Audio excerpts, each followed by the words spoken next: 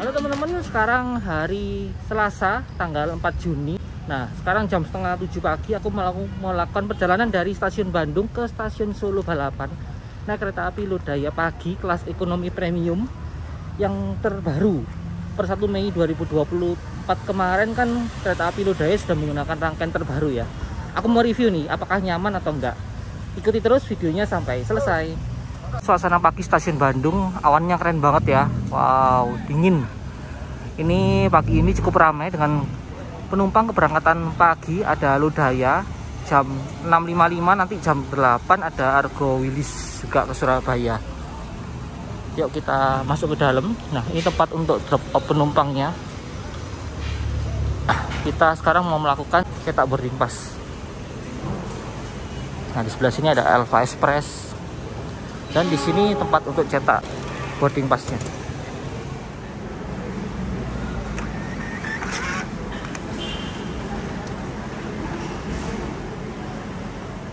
Nah, untuk masuknya kita akan menggunakan face recognition. Nah, ini jadwal keberangkatan di stasiun Bandung pagi ini.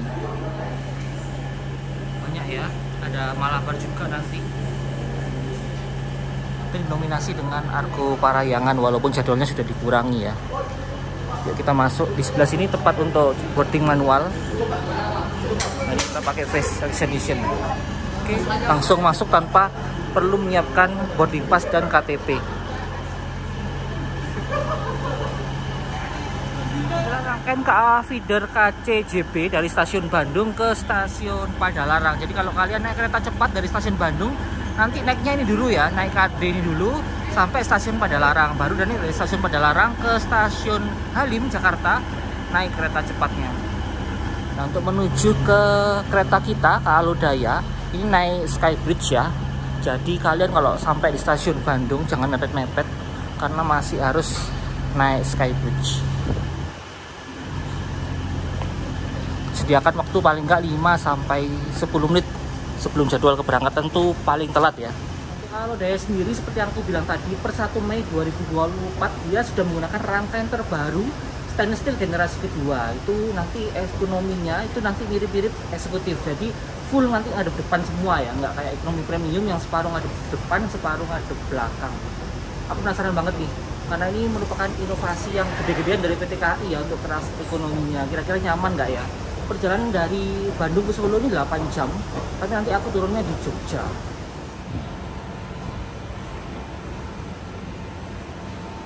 Kereta paling depan di belakang lokomotif dia kereta eksekutif ya, eksekutif 1, berurutan ke belakang eksekutif 2 sampai eksekutif 4. Lalu di belakangnya kereta makan, kemudian baru kereta ekonomi 1 sampai dengan ekonomi 4. Yang dia livery kereta eksekutif generasi kedua untuk KA Lodaya ya. Bentuknya simple ya, nggak seperti yang livery sebelumnya. Ini liverynya simple, cuma garis doang gitu ya. Dan kita lihat ke depan yuk, kita lihat lokomotifnya. Dia menggunakan CC206 1330. Ini dia Dipo Induk YK Jogja untuk lokomotif dinas kereta api Lodaya pada pagi hari ini. Enak ya kalau di eksekutif 1, dia bisa denger deru lokomotif ya, apalagi nanti kalau nanjak di jalur pegunungan. Malesnya kalau di eksekutif 1 itu full mesti. Jadi mending di eksekutif yang belakang atau ekonomi yang belakang. Dan dia pintunya sudah menggunakan pintu otomatis ya teman-teman ya. Wow, seru banget ya. Langsung ada di belakang lokomotif nih. Kita coba lihat masuk ke dalam kereta eksekutifnya.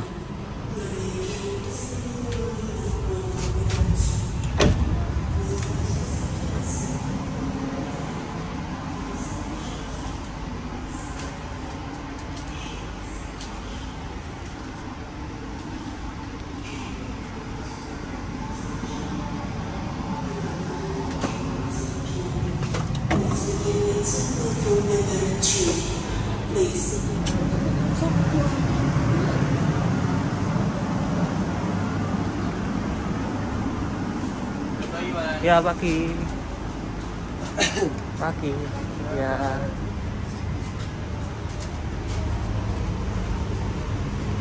Nah, untuk kereta makan di kereta generasi terbaru ini sudah dilengkapi dengan musola ya, keren banget kan. Kelas ekonominya dia secara tampilan luar hanya beda di liverinya aja, warna liverinya ya. Kalau tadi eksekutif kan warna merah marun, ini yang ekonomi dia warna biru muda teman-teman. Ekonomi juga ada 4, jadi eksekutifnya 4, ekonominya juga 4. Untuk tampilan luar nggak ada bedanya ya, sama persis. Untuk fitur-fiturnya juga sama persis. Untuk interiornya pun sama, cuma beda di kursinya aja.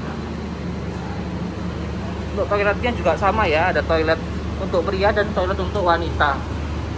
Dan pintunya juga sudah menggunakan sama pintu otomatis.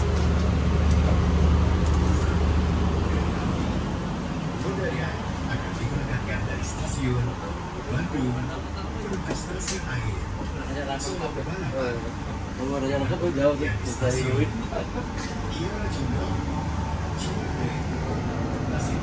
Seperti ini teman-teman, suasana di dalam kereta ekonomi generasi terbaru tahun 2024 di kereta ekonomi Lodaya yang sudah menggunakan stainless steel generasi kedua. Ini benar-benar nyaman ya ekonominya, sama seperti kelas eksekutif, hanya bedanya di jarak antar kursinya aja. Dan ini kereta api Lodaya jam 6:54 diberangkatkan dari stasiun Bandung. Nah, di sebelah sini ada kereta api Malabar dari stasiun Malang tujuan stasiun Bandung yang baru datang tadi pagi. Jadi kalau kalian naik kereta ekonomi nyaman ya sekarang ya, nggak seperti dulu. Aku salut banget nih sama PT KAI yang terus melakukan inovasi terbaiknya. Ini sama persis loh kayak kereta eksekutif, cuma bedanya di kursinya aja. Nah, sama persis. Bahkan ini juga bisa ada reclining seatnya ya. Jadi kalau kalian lihat, kalau di sini itu tegak banget ya, tapi ini bisa dimundurin seperti ini teman-teman, dimundurin maksimal seperti ini, jadi nggak terlalu tegak seperti di ekonomi yang sebelumnya. Dan di sini juga ada sandaran tangan yang bisa diatur ya, kalau kalian mau mempergunakannya tinggal ditarik seperti ini. Oh, nyaman banget ya. Di sini juga ada tombol untuk USB-nya, ada 2 port USB, keren banget. Nah, seperti biasa di sini juga ada tempat untuk nyimpen barang persis seperti di kereta eksekutif. Dan di sebelah sini juga ada dua colokan universal dan 2 colokan model Indonesia ya, internasional. Jadi kalau ada tamu-tamu dari luar negeri dia bisa menggunakan colokan ini. Ini ada kereta api lokal Bandung Raya, lokomotifnya JJ 201 8316.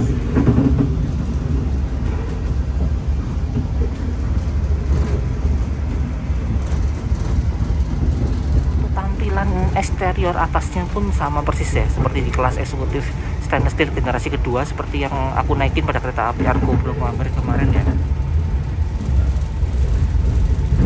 Depan juga ada papan penunjuk, indikator kecepatan kalau ada suhu, dan juga ada stasiun mana kita akan berhenti.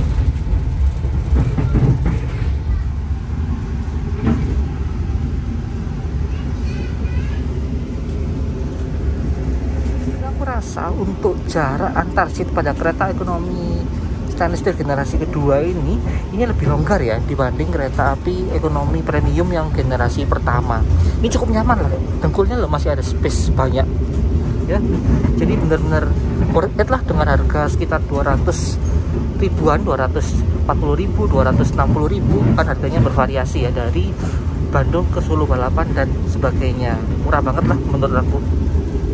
Ngetes kalau kursi depanku ini tak mundurin maksimal seperti ini senderanya, apakah mengganggu? Ternyata nggak seberapa mengganggu loh teman-teman, masih space-nya tuh masih lega banget loh. Jadi kalian nggak perlu khawatir kalau di depan kalian penumpangnya orang lain itu ini ngendernya kursi, ini space belakangnya tuh masih longgar kok. Dan untuk kereta ekonomi stainless steel generasi kedua yang terbaru ini seatnya bisa diputar teman-teman ya. Jadi menginjak ini ada tombol di bawah, kalian injak nanti seatnya bisa berputar. Jadi sama persis seperti di kereta kelas eksekutif. Kalau di ekonomi premium yang sebelumnya kan nggak bisa diputar ya, paten ya. Jadi separuh ngadep sana, separuh ngadep sini. Jadi kalau dapat seat yang mundur nggak enak. Tapi kalau di ekonomi yang terbaru ini pasti kalian mendapatkan seat yang searah dengan jalannya kereta api. Tapi masih ada kekurangan nih di kereta ekonomi stainless steel, baik yang premium maupun yang generasi kedua ini.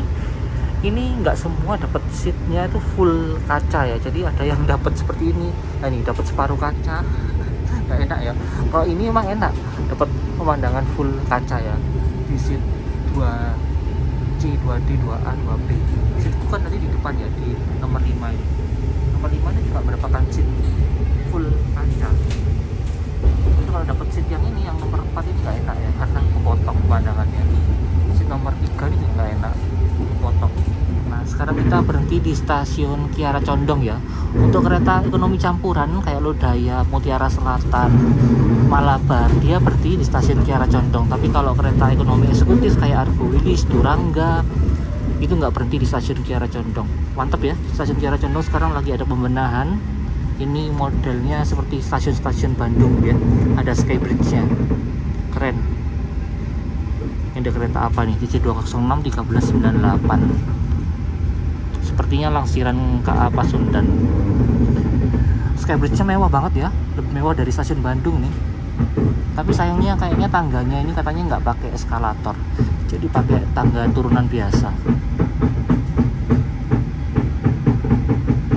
Pembangkitnya dia liverinya beda ya, dia liverinya menggunakan punyanya Argo Dwi Pangga atau Argo Lawu. Nah, ini yang bikin beda, liverinya beda-beda ya antar kereta sekarang untuk stasiun generasi kedua. Sama seperti kereta eksekutif generasi sebelumnya ya. Untuk toiletnya ini hanya dari satu sisi saja ya. Jadi untuk sisi yang belakang di kereta ekonomi 4 ini nggak ada toiletnya ya. Jadi ini panel untuk kelistrikan. Sedangkan toiletnya ada di bagian sisi 4 sebelah sana. Sekarang jam 7.06 kita berangkat dari stasiun Kiara Condong.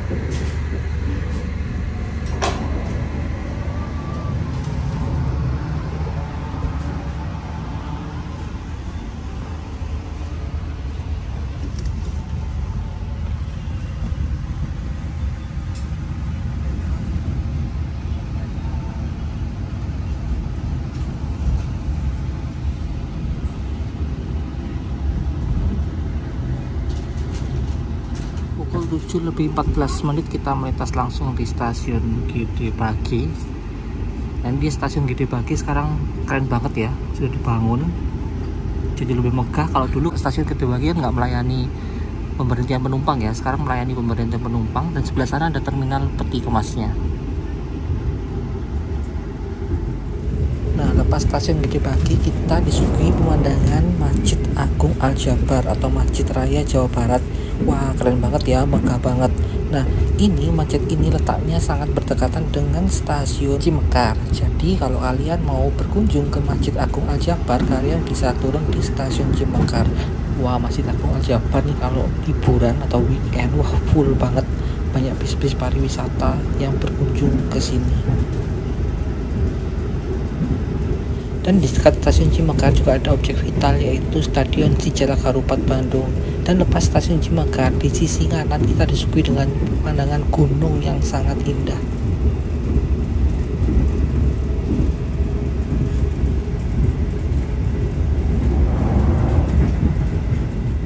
Nah, ini dia tipe kereta cepat Jakarta Bandung atau istilahnya rumahnya kereta cepat ya. Jadi mereka tidurnya di sini nih. Ini gede banget ya deponya, letaknya di daerah Rancaikek, itu ada busnya. Sekarang kita melintas langsung di stasiun Rancaikek. Stasiun Rancaikek juga mengalami perubahan besar ya sejak adanya double track jalur Gede Bage Borobudur. Nah, kalian masih ingat nggak tentang peristiwa kecelakaan antara KA Turangga dan KA Bandung Raya? Nah, lokasinya di sini nih, di tikungan memasuki stasiun Cicalengka. Nah, saat ini kita melintas langsung di stasiun Cicalengka berpapasan dengan kereta api lokal Bandung Raya. Dan di stasiun Cicalengka juga mengalami revitalisasi yang besar-besaran ya sejak adanya double track. Ini gede banget stasiun Cicalengka sekarang. Dan lepas Cicalengka nanti kita akan berjalan memasuki jalur pegunungan. Ini aspalnya dibatasi maksimal 55 km per jam. Itu gunungnya sudah kelihatan ya.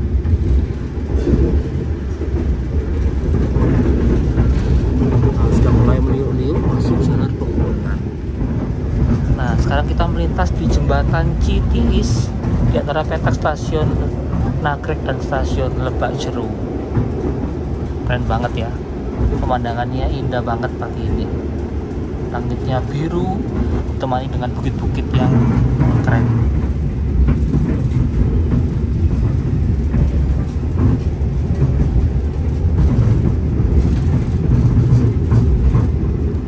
Nah, sekarang kita melintas langsung di stasiun Lebak Jero. Nah, stasiun Lebak Jero ini unik ya, karena tidak ada persilangan di stasiun ini karena emplasemennya itu sempit, jadi nggak cukup untuk melakukan persilangan. Dan di petak Lebak Jero Leles inilah yang menurut aku mempunyai pemandangan paling cakep, karena di sini kita akan menuruni bukit dengan pemandangan gunung-gunung dan rumah di bawah sana. Ini juga melintasi tebing ya, jadi ekstrim banget memang jalurnya.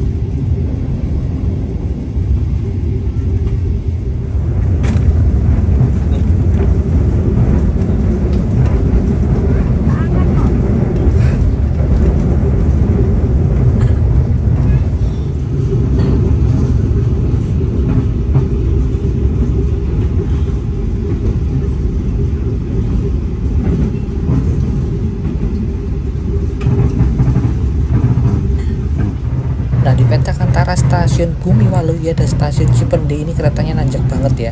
Jadi kecepatannya hanya bisa dipacu di angka sekitar 35 km per jam, ya mentok 40 km per jam lah, karena emang tanjakannya curam banget.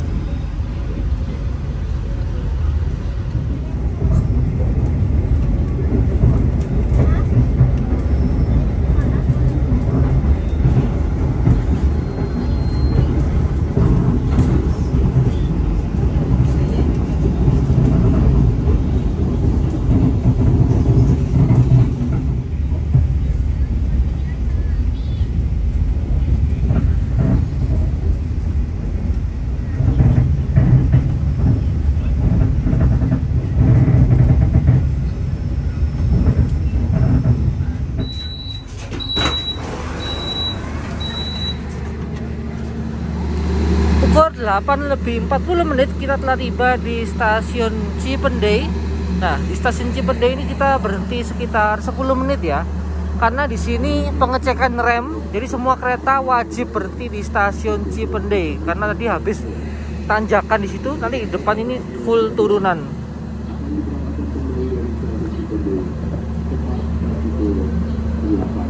Nah, di sini biasanya penumpang turun semua ya, karena bisa sambil rokokan. Waktu tunggunya kan lama ya, sekitar 10 menitan. Nah, di sini juga ada penjual makanan ya. Jadi kalau kalian naik kereta di stasiun Cipendei ini biasanya orang-orang beli makanannya. Coba kita lihat keluar ya, ada penjual makanan apa aja.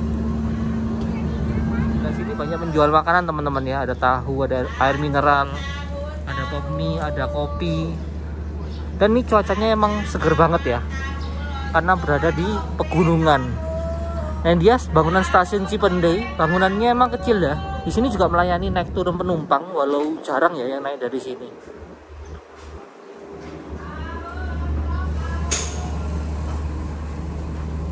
Stasiunnya kecil tapi tetap asri teman-teman ya. Di sini juga ada tempat untuk santai-santai, juga ada air mancur mini. Nah ini kayak taman ya. Jadi benar-benar memang stasiunnya dijaga banget kebersihannya. Dan di sebelah sana juga ada musola.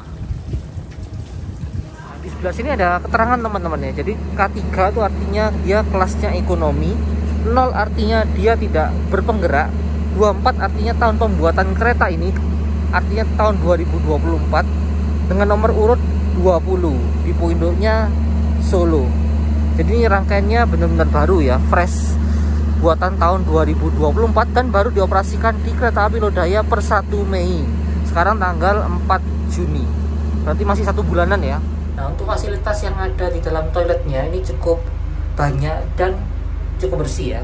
Jadi di sini seperti biasa ada wastafelnya, di sini ada tabung untuk sabun. Nah, ini kan untuk mengalirkan air yang ada di bawah. Jadi kalau kalian akhirnya kotor bisa bersih-bersih di sini ya. Di sini juga ada tisunya dan ini tempat sampahnya, dan di sini klosetnya sudah menggunakan kloset duduk seperti di kereta kelas eksekutif. Dan bedanya di kereta ekonomi New Generation yang generasi kedua ini dia nggak ada kaca ya, kacanya di balik sini. Jadi di sini buka, kacanya ada di balik sini ya. Jadi di sini dibuka. Nah, baru di sini kalian bisa menemukan kaca. Ini bisa dibuka ya. Jadi dilapisi dengan kaca lebar seperti ini, membuat kesannya lebih rapi ya. Pukul 9:29 perjalanan kereta api Lodaya telah tiba di stasiun Tasikmalaya. Nah, di sini kita awal 4 menit ya dari jadwal seharusnya pukul 9:32. Di stasiun Tasikmalaya ini banyak banget penumpang yang naik.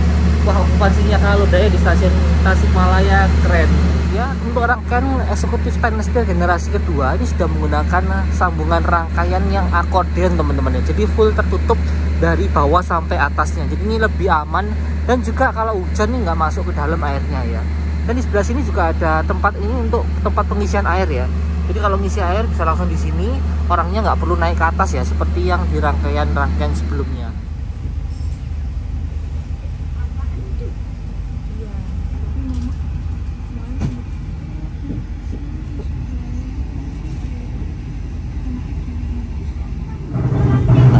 Melintasi jembatan Cirahong di antara petak stasiun Manonjaya dan stasiun Ciamis. Jembatan ini unik banget ya, karena di bawahnya itu ada jalur untuk kendaraan, tapi hanya bisa untuk motor aja. Mobil sekarang nggak bisa nyebrang di bawah jembatan Cirahong. Pukul 10:15 perjalanan kereta api Lodaya telah tiba di stasiun Banjar. Nah, di stasiun Banjar ini merupakan batas dari wilayah Daob 2 Bandung ya. Jadi lepas dari Banjar nanti stasiun Langen. Nah, stasiun Langen itu sudah masuk wilayah daerah operasi 5 Purwokerto. Tapi sayangnya di stasiun Banjar ini belum ada kanopinya teman-teman ya. Jadi kalau hujan ya kehujanan ya.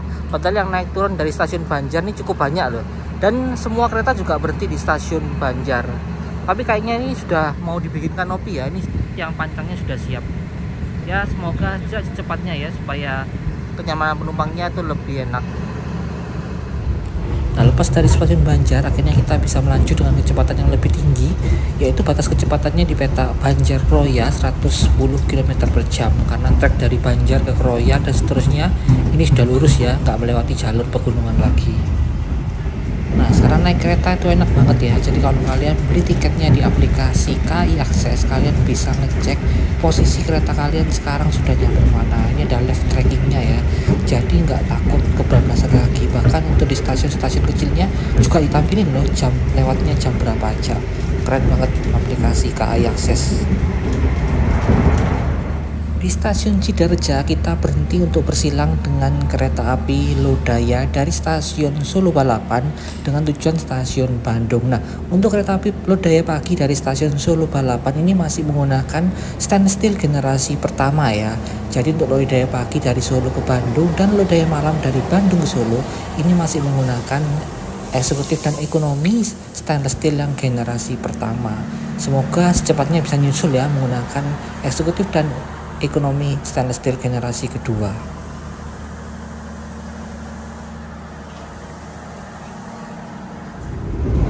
Nah, sekarang kita melintasi jembatan Sungai Serayu, Maos, Kabupaten Cilacap, Jawa Tengah. Nah, ini merupakan jembatan aktif terpanjang di Indonesia dengan panjang 360 meter, bahkan mengalahkan jembatan Cikubang di Daob 2 dengan panjangnya yang hanya 300 meter. Terpaut selisih 60 meter ya dengan jembatan Sungai Serayu Maos ini. Di sebelah kiri itu adalah jalur menuju stasiun Purwokerto hingga Cirebon. Nah, ini pertemuan jalurnya ada di stasiun Kroya. Nah, untuk jalur yang menuju Cirebon sampai Purwokerto ini sudah double track ya. Nah, di stasiun Kroya kita masuk jalur 2 dan di jalur 3 baru datang kereta api Kamandaka dari stasiun Semarang Tawang Jateng tujuan Cilacap. Nah itu di jalur 6 ada rangkaian kereta api Mataram dari stasiun Solo Balapan tujuan stasiun Jakarta Pasar Senen. Yang datangnya barengan ya dengan kereta api Kamandaka. Nah harusnya kereta api Kamandaka ini datangnya 5 menit di depan KA Lodaya, tapi karena Kamandaka yang telat jadi masuk Kroyanya barengan sama KA Lodaya.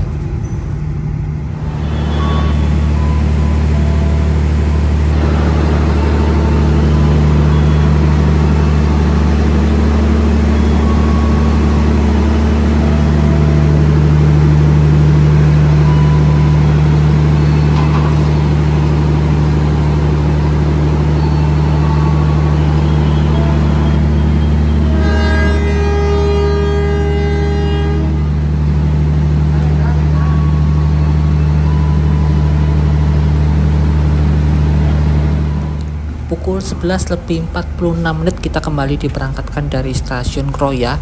Nah di sebelah kiri itu adalah rangkaian kereta api Kamandaka. Dia rangkaiannya kelas eksekutif dan kelas ekonomi premium.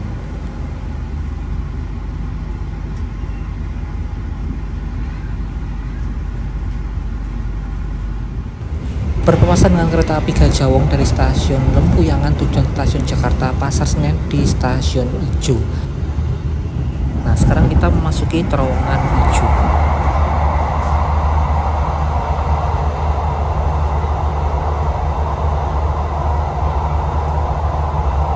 Pukul 12:07 kita telah tiba di stasiun Gombong.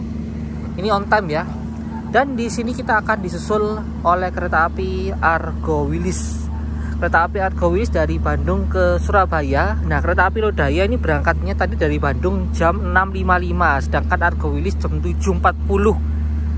Ini disusul di stasiun Gombong karena Lodaya banyak berhentinya ya, sedangkan Argo Wilis kan titik pemberhentiannya sedikit. Stasiun Gombong megah ya, kanopinya gede banget. Dan yang bikin unik di stasiun Gombong ini, lokomotifnya berhenti jauh sebelum ujung kanopi teman-teman. Karena apa? Karena sinyal keluarnya ini di sini. Sinyal keluarnya di dalam. Jadi dia lokomotifnya nggak bisa berhenti sampai depan.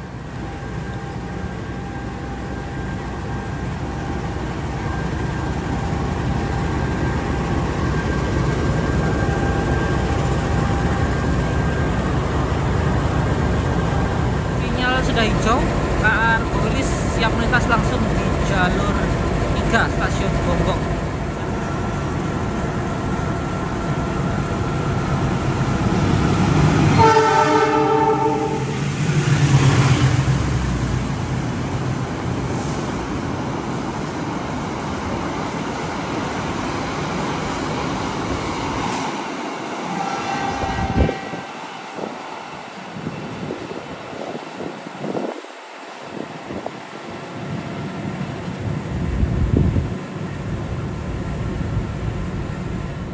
Pukul 12:40 kita telah tiba di stasiun Kebumen. Nah ini jalur 2 ada kereta api Joglo Semarkerto dari stasiun Yogyakarta tujuan stasiun Cilacap. Nah KA Joglo Semarkerto ini menggunakan rangkaian idel dari KA Wijaya Kusuma.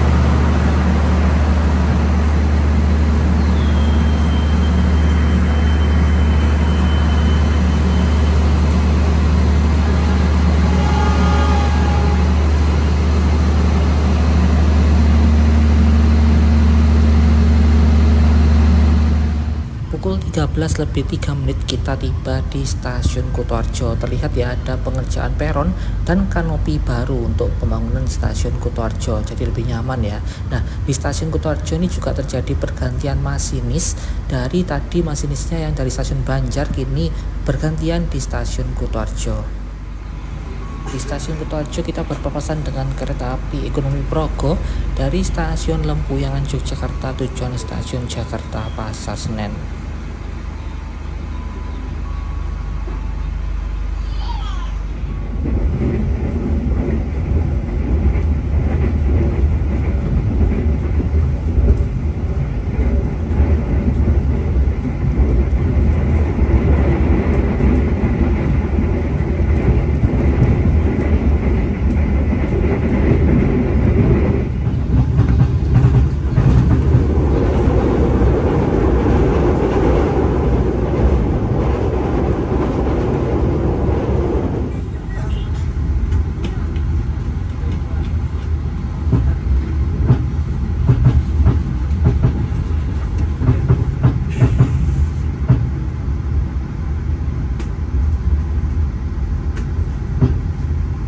Dan setelah melewati perjalanan selama 7 jam dari stasiun Bandung, akhirnya kita telah tiba di stasiun Yogyakarta. Aku gak jadi turun stasiun Solo ya, tapi aku turun di Jogja aja. Overall aku mengapresiasi banget nih dengan inovasi yang dilakukan oleh PT KAI khususnya pada kelas ekonominya, sehingga kini lebih nyaman dan lebih mewah dengan harga tiket sekitar 250.000. Itu cukup worth it banget untuk perjalanan dari Bandung ke Jogja sampai dengan Solo dan sebagainya. Wajib kalian coba nih ke Alodaya kalau kalian lagi perjalanan dari Bandung mau ke Jogja atau Solo dan sebaliknya. Sampai sini dulu video perjalanan kita kali ini, sampai jumpa di perjalanan berikutnya.